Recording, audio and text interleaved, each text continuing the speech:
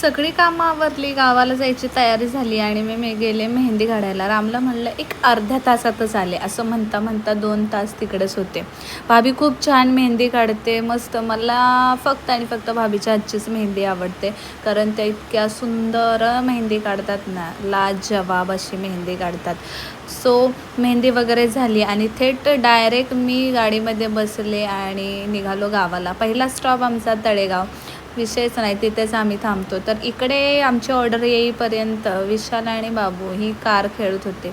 इतकी मजा चालली होती ना त्यांची, आणि सगळे काही माझ्याकडे येण्यासारखे बघत होते. ही अशी पायात चप्पल नाही, हातापायाला मेहंदी लावलेली आहे आणि काय आहे म्हणजे सगळेच बघत होते. सो असं मस्तपैकी चहा वगैरे पिला आणि तिथून निघालो गावच्या पुन्हा दिशेने, कारण मी व्हिडिओ वगैरे काही शूट केलं नाही, कारण माझ्या हाताला मेहंदी होती, कारण मेहंदी पूर्ण माझी ओलीच होती. गावाला पोचलो, रात्री 2:30 वाजता गावाला पोचलो आणि डायरेक्ट हे बघा घर आपलं, आणि हे सगळं घाण झालेलं आहे, ते सगळं आपल्याला स्वच्छ करायचं आहे.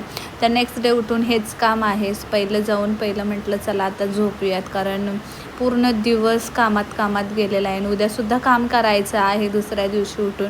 मग विशालने इकडे अंथरून टाकलं, एक रूम थोडासा साफ केला, क्लिअर केला आणि इकडे हातरून टाकून आम्ही आता झोपायच्या तयारीत होतो.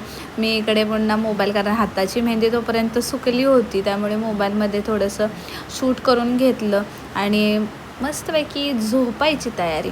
आणि ते झोपायला आलो की बाबू म्हणतोय, मी नाही तुझ्याकडे येणार, ते मेहंदीचं पडत होतं ना त्याच्यामुळे.